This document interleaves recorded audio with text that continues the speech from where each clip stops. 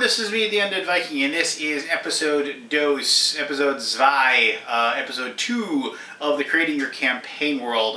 This is my ongoing series about the things that I do to create the campaign worlds that I play Dungeons & Dragons in.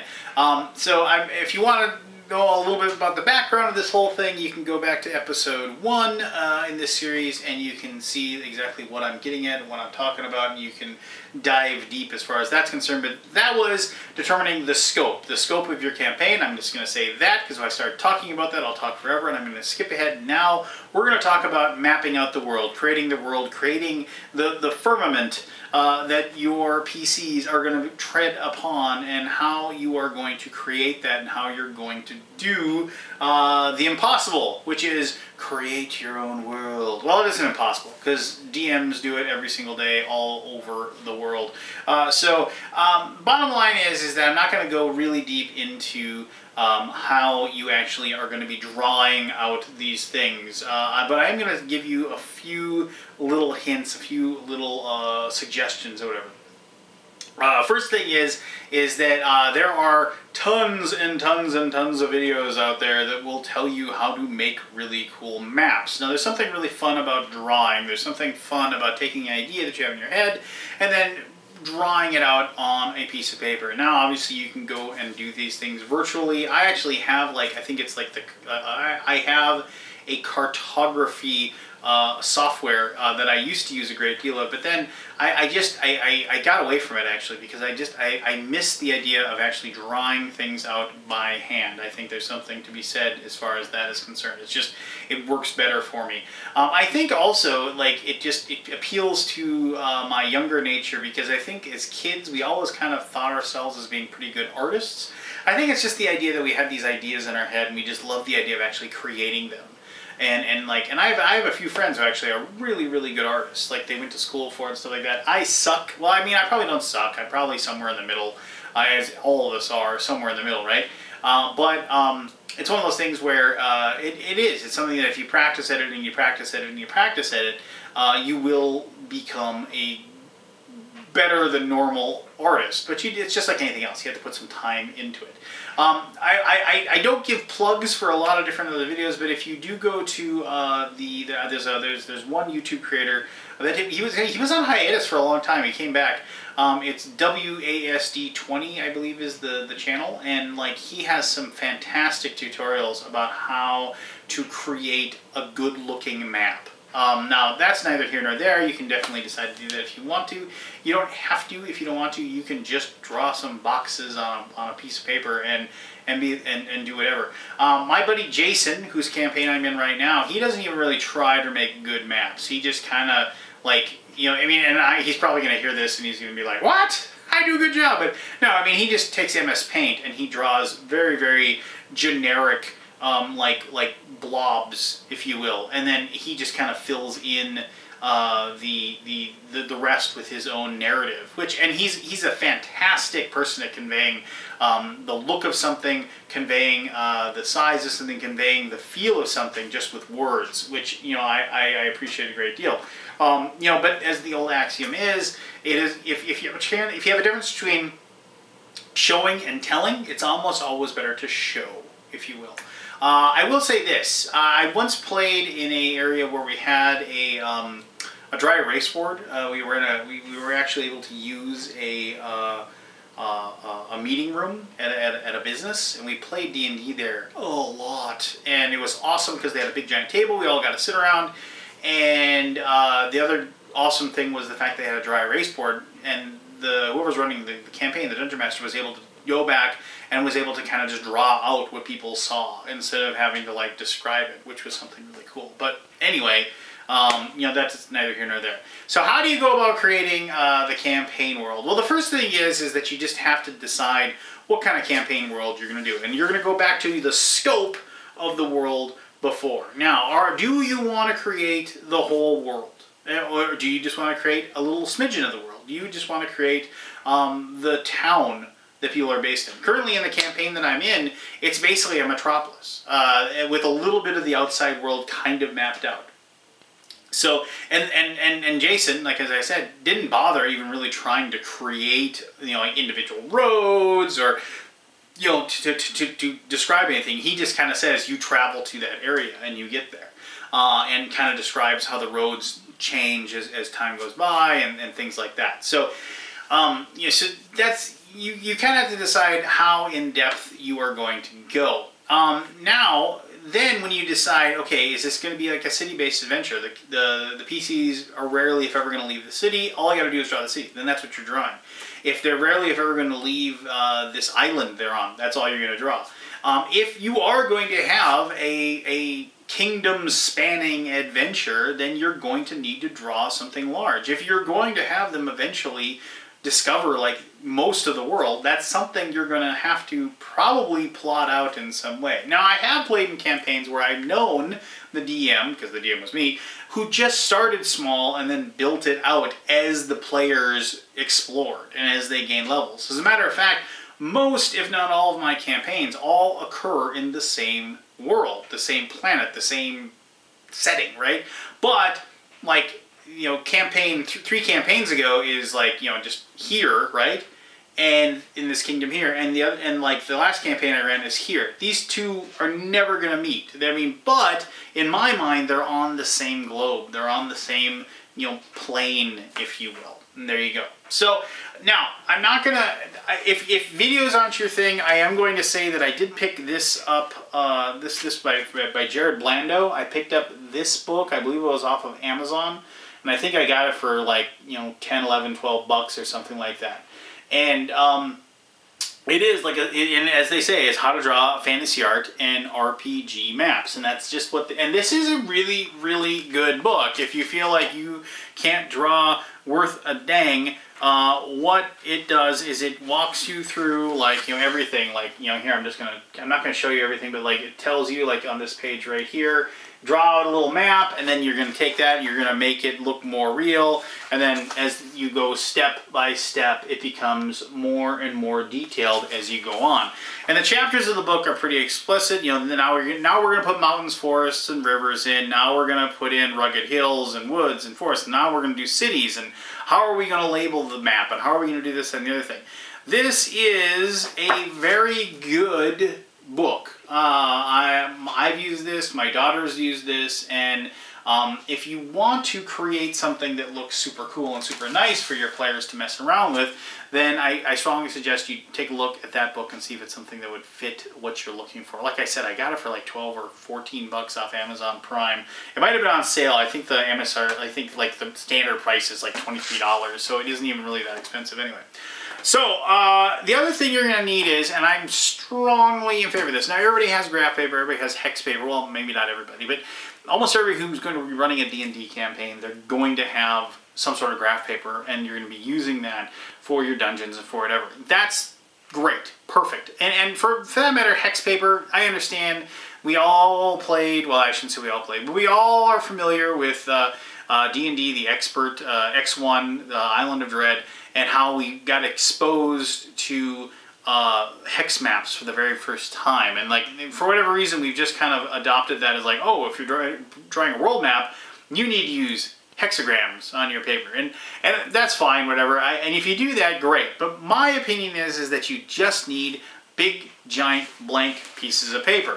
Now, to get big, giant, blank pieces of paper that are good quality, you got to head over to your local Michaels or, you know, or Hobby Lobby or whatever. If you have those types of businesses near you that you're going to, and you can find this stuff, which is basically just a big, giant art book.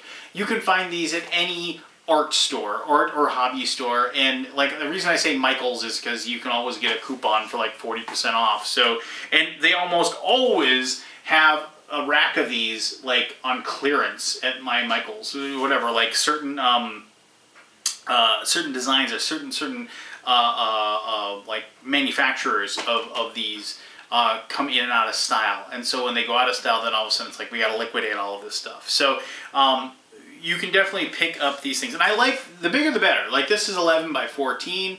And now, like, I don't feel like I'm constrained to my drawing. So I'm going to show you, and this is something that, like, I don't even remember when I drew this, and when I created this. But I remember, like here, I want to show you this one. So here is just like something, I was sitting down one day, and sometimes just drawing maps, I just use it to like kind of relax me in some way. And so like this was just me, and you probably might not be able to see it real well. Here, I'll try to, this one's not real good. I'll show you one that I wrote in pen too. But you can see, like, I was just drawing out like the outlines of like a big giant island, or a big giant continent, if you will, and trying to like, and then putting a range of mountains in the middle.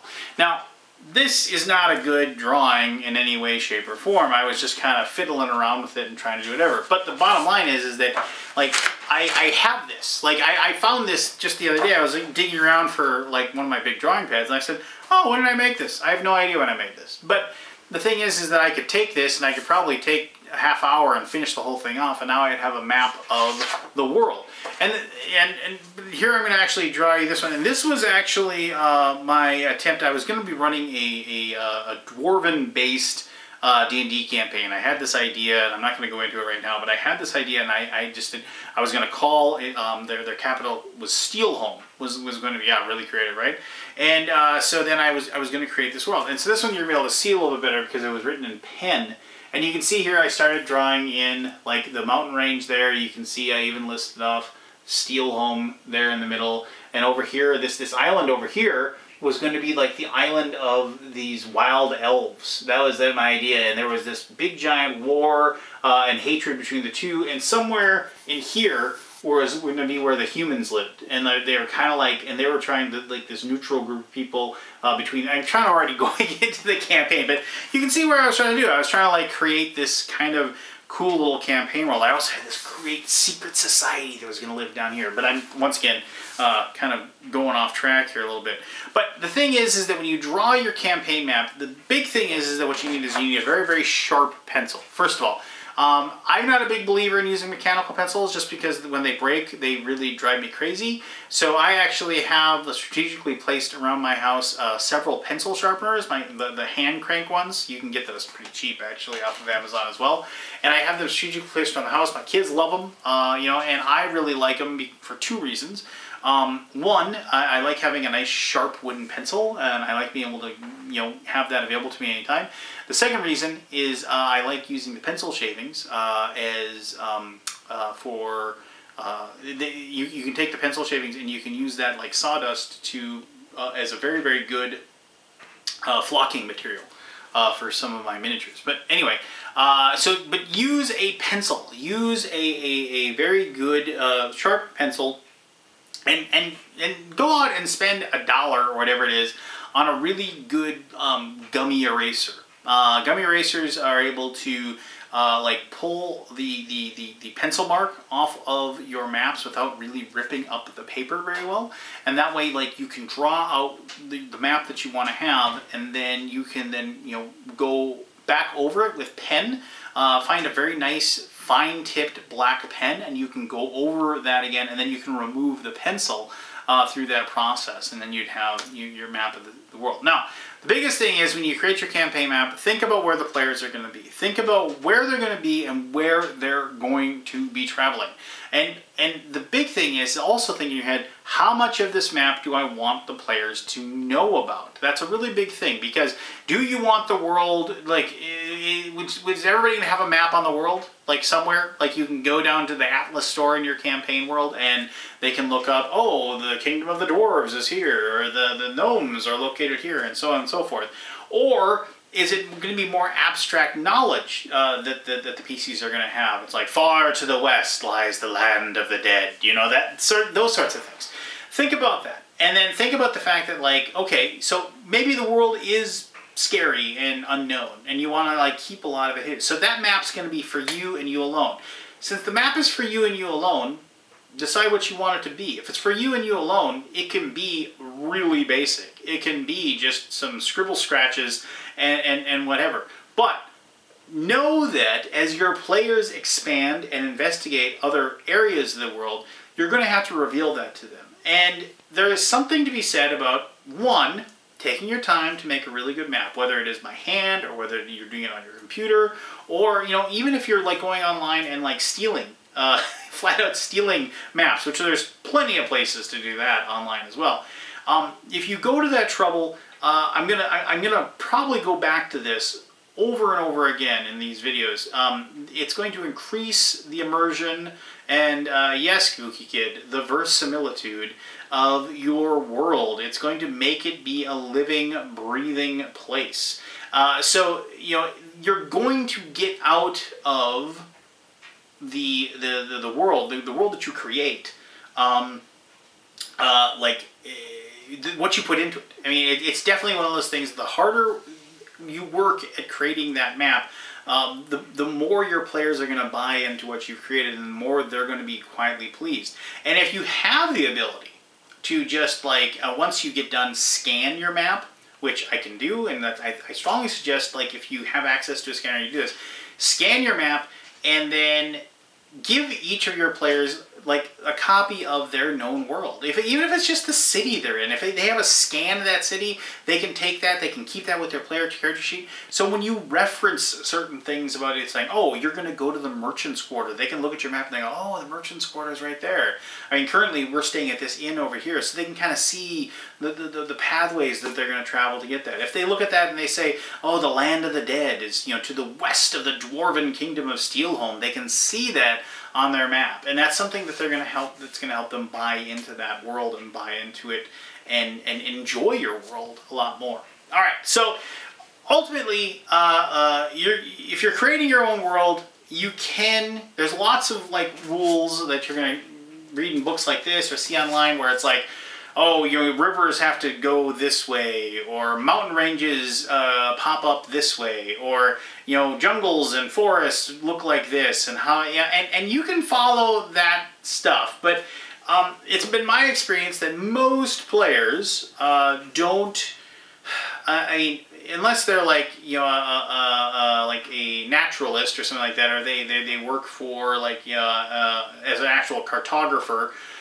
They're not going to care whether or not you've accurately depicted where a volcano could really be. They're not going to care if there really is, quote-unquote, the Lonely Mountain, which really doesn't happen, though there are some very, very rare instances of it. But, I mean, you rarely have just a giant mountain sitting anywhere. But then, hey, it's magic! It's not the real world, right? But anyway, the point is that most players aren't going to take you to task over the fact that you did not take into, the idea of continental drifts and how certain the winds would work, and how geology will affect the weather and things like that. They're not going to care. But what they are going to care about is the fact that you haven't just kind of slapped something together and it feels unfinished, it feels unreal. So, yeah, creating a campaign world there's a lot to write, and there's a lot to develop, and we're going to go into that going forward from here with the next episode and so forth. But, and here, I'll tell you about the next episode in just a little bit, but don't chintz, for lack of a better word, don't go halvesies, don't go halfway with the creation of your campaign world, your campaign map, because it is a very, very important part of the process. And even if you can just take the better part of an afternoon to create a pretty decent map that you're going to be able to share with your players. Just as I said, get a big piece of paper, that that everybody, that it's going to give you enough room to create what you want. Get away from the graph paper and the hex paper, because then it looks like a real map. It looks like something real. It looks like something that one of the players, the PCs, has rolled up in a scroll tube somewhere they take it out and unravel it to see where they are in the world. So it once again helps with that immersion. And then you make sure that you take the time, like I said, to use good material to do it. Take a little bit of time, spend a little money, buy a book like this, you know, check out those YouTube videos, like I said. Head down to your local art store, pick up something, pick up a bid pad like that, and just buy some quality pencils, make them sharp, and do a good job. Put some time into it, and because when you show the players that you're putting time and effort into your job as the DM, creating the world, creating the environment that they're going to be playing in, your players will appreciate that, and then we'll take the campaign world, we'll take your campaign hopefully more seriously as well. All right, so that's episode number 2. Like I said, I wasn't going to go through a whole step-by-step process of making a map, just basically because there's so many other people that do a much better job than me. That I advise you to take, you know, and go and look at what they do and replicate that. Just give you a little, like I just said, I want to give you kind of a basis and why it's important and why you should take the time to do so. So next episode that we have coming up is episode number 3, and I'm going to be talking about some things that are very, very important to every single campaign world that you create, and like it or not, all 3 of these things are very important to the hows and whys of your campaign world, and they're going to be like the governments. It is going to be magic, and last but not least, and certainly not least, it's going to be the religion or religions of your world. Basically, because those 3 things are going to make and shape the way that your campaign world handles different things, and they're going to make and shape the way that your characters in your world are going to interact with it as well. So yeah, that'll be episode number 3. I hope you've enjoyed these. I'm looking forward to making the rest of these videos. So I hope you liked my my Evil Dungeon Master t-shirt that I wore specifically for this video. I just yeah, I dig this. I don't know where I picked it up though, so if you ask, I don't remember. I'll dig through my email and see if I can figure it out. But until next time, I am the Undead Viking. Thank you very much for taking the time to watch this video. I do appreciate each and every one of you. Yeah, just be the best version of you possibly can be. I'll try to do the same, and maybe somewhere our good karma will run into each other in the world, and then it'll bounce back and head back to us as well. You're awesome. I'm the Undead Viking. Until next time.